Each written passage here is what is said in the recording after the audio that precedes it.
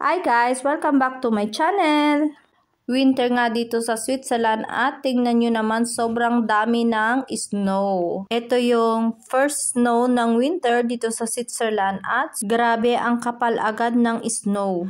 Tuwang-tuwa nga dyan ang mga anak ko kasi sabi nila ay makakapaglaro na sila uli ng snow. Sobrang lamig nga ngayon kasi nga ito yung first snowfall dito sa Switzerland at sobrang kapal agad ng snow. Ito nga at gabi na at umuulan pa rin talaga ng snow dito sa amin sa Switzerland. Buti na lang at maaga akong natapos sa trabaho, hanggang tanghali lang yung trabaho ko, kaya hindi ako naubutan ng ganitong kalakas na snow sa daan.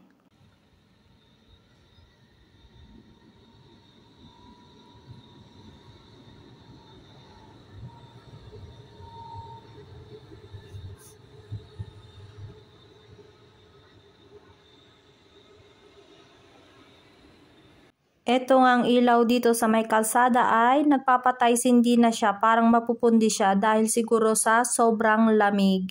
Kinabukasan nga ay naglalakad na ako papunta sa aking trabaho at talagang itong dinadaanan ko ay medyo madulas-dulas na rin at sobrang kapal na talaga sa gilid yung snow. Nag-iingat nga ako dyan maglakad kasi baka ako ay madulas.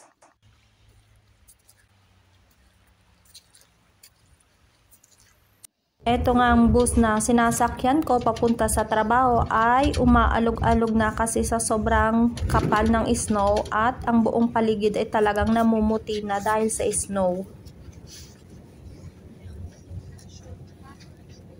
Pagbaba ko nga ng bus ay sumakay na ako sa train papunta sa aking trabaho at itong dinadaanan ng train ay nabalutan talaga siya ng snow na may ice pa. Talagang ice na siya.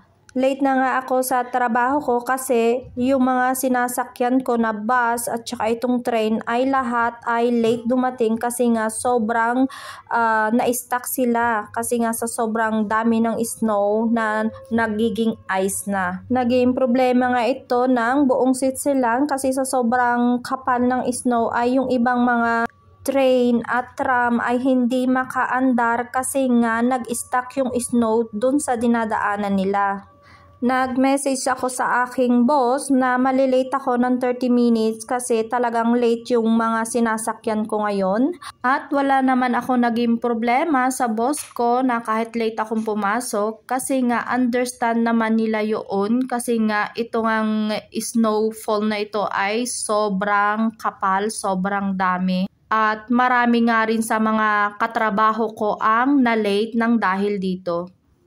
Yung mga anak ko ay pinapasok ko muna bago ako umalis para magtrabaho.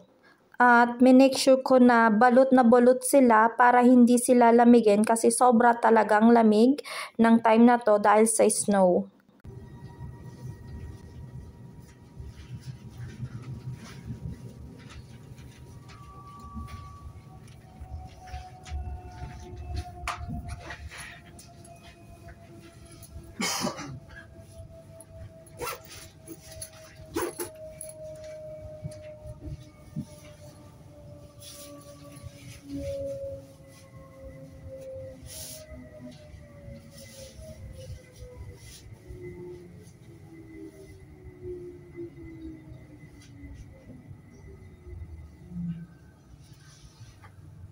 Doble ingat nga ako talagang maglakad diyan kasi medyo madulas na rin at kapag nadulas ka ay masakit talaga sa puwit. Dito nga ay balot nga ako diyan, pati yung ulo ko ay may balot kasi sa sobrang lamig. Dito ko na tatapusin ang aking vlog and thank you for watching. Like and subscribe. Bye!